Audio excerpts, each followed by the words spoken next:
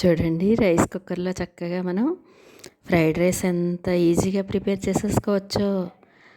అది కూడా ఇప్పుడు గ్యాస్ అస్సలు చాలా కొరతగా ఉంది కదండి. అందుకని చెప్పి మనం ఈ విధంగా రైస్ కుక్కర్లో ఫ్రైడ్ రైస్ చేసుకుంటే గ్యాస్ ఎంత ఆదా అవుతుందోనండి, మీరే చూడండి.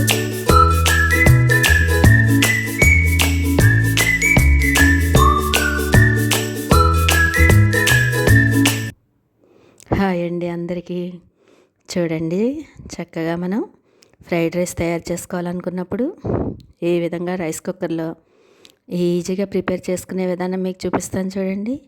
మొదట మనం బాస్మతి రైసు, అలాగే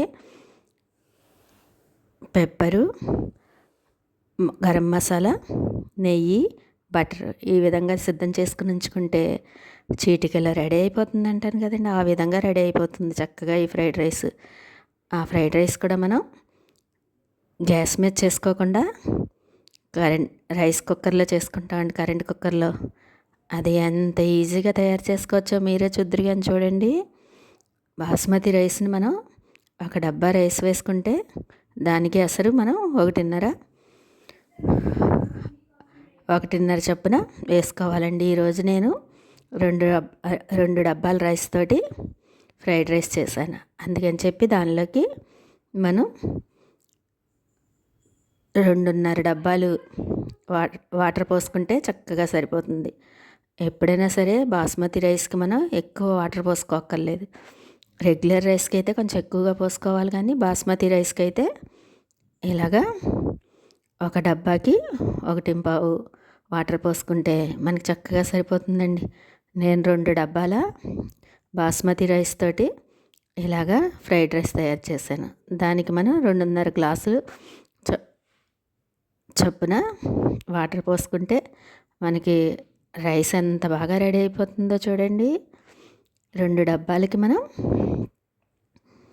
3 డబ్బా అంటే గ్లాస్ కొలత కూడా తీసుకోవచ్చు. 3 గ్లాసులు వాటర్ పోసుకుంటే చక్కగా సరిపోతుందండి.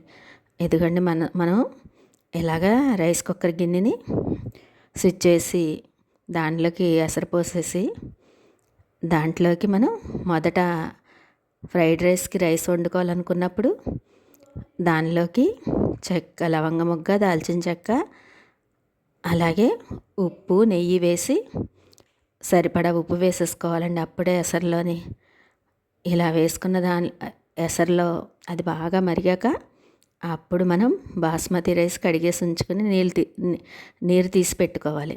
అలా పెట్టుకుని ఆ రైస్ని అంతటిని దీంట్లోకి బియ్యాన్ని ఈ ఎసరులోకి చేర్చేసుకోవాలి. అలా చేర్చుకున్నాక ఒక్కసారి కలదిప్పుకొని మూత పెట్టేవాళ్ళండి. అలా మూత పెట్టేశాక చక్కగా రైస్ ఎంత బాగా ప్రిపేర్ అయిపోతుందోనండి.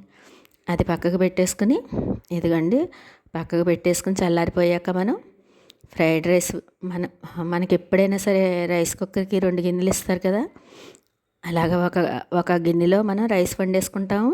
వేరొక గిన్నె కూడా ఈ విధంగా మనం రైస్ కుక్కర్లో పెట్టేసి అది వేడెక్కాక ఒక్కసారి గ్యాస్ పొయ్యి మీద పెట్టుకుని దానిలోకి మనం మొదట బటర్ వేయాలండి.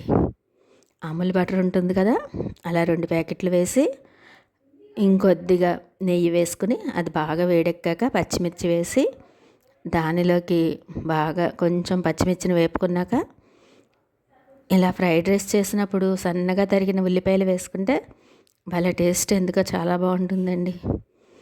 ఇదిగోండి, అమూల్ బటర్ ప్యాకెట్లు 2 వేసేసి ఈ విధంగా అది బాగా వేడెక్కాక అప్పుడు మనం పచ్చిమిర్చి చేర్చుకుని అది బాగా కలపెట్టుకుని దానిలోకి గరం మసాలా ఒక 1/2 స్పూన్ వేసుకోవాలండి. ఈరోజు కొంచెం ఎక్కువ వేయడం వలన కొంచెం స్పైసీగా వచ్చింది.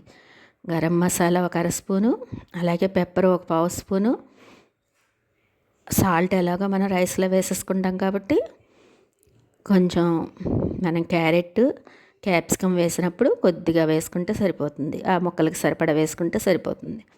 సాల్ట్ కొంచెం తగ్గించి వేసుకోవాలండి. ఇదిగోండి, క్యారెట్ అలాగే క్యాప్సికమ్ పొడవుగా సన్నగా తరిగేసి వేసేసుకుని ఒక్కసారి కొంచెం లైట్గా ఉప్పు వేసి కలబెట్టుకుని మూత పెట్టేసి ఉంచితే భలే మగ్గిపోతాయండి. దానిలోకి మనం మొదటి గిన్నెలోకి రైస్ తయారు చేసి పెట్టుకున్నాం కదా, చల్లారి పెట్టుకుని ఉంచుకున్నాం కదా, ఆ రైస్ని ఈ ముక్కల్లో కలిపేసుకుంటే అసలు ఫ్రైడ్ రైస్ భలే రెడీ అయిపోతుంది. ఎంత ఈజీగా తయారు చేసేసుకోవచ్చండి కరెంట్ కుక్కర్లో. ఇలాగ కరెంట్ కుక్కర్లో ఎక్కువగా కర్రీస్ అవి కూడా చేసుకోవచ్చు. అవి కూడా మీకు ఒక్కొక్కటి నేను ఎంత వీలుగా చేసుకోవాలో అలా చూపిస్తాను. అలా మనం చేసుకోవడం వలన గ్యాస్ చక్కగా ఆదా అవుతుందండి మనకి. ఇప్పటి పరిస్థితుల్లో గ్యాస్ ప్రాబ్లం ఎక్కువగా ఉంది కాబట్టి ఇలాగా రైస్ కుక్కర్లో మనం అన్ని రకాలు ప్రిపేర్ చేసేసుకోవచ్చు. ఫ్రైడ్ రైస్ అయితే చెప్పాను కదా, ఒక గిన్నెలో మనం రైస్ వండుకోవాలి, వేరొక గిన్నెలో ఇలాగ క్యారెట్ని క్యాప్సికమ్ ముక్కల్ని వేపేసుకుని దానిలోకి పెప్పరు అలాగే గరం మసాలా వేసేసుకుని బాగా మగ్గనిచ్చుకుని రైస్ వేసేసుకుంటే మనకి చక్కగా ప్రిపేర్ అయిపోతుందండి ఫ్రైడ్ రైస్. మీరే చూడండి భలే తయారైపోతుంది అసలు అని. ఇదిగండి చక్కగా మనం ఇలాగా బటర్లోకి చేర్చుకున్నాం కదా, క్యారెట్ అలాగే క్యాప్సికమ్ ఇవి చేర్చుకున్నాం కాబట్టి ఒక్కొక్కసారి నేను ఈజీగా చేసే ఐటమ్స్ చాలా తక్కువ కూరగాయలతో ఉండే ఐటమ్స్ చూపిస్తానండి.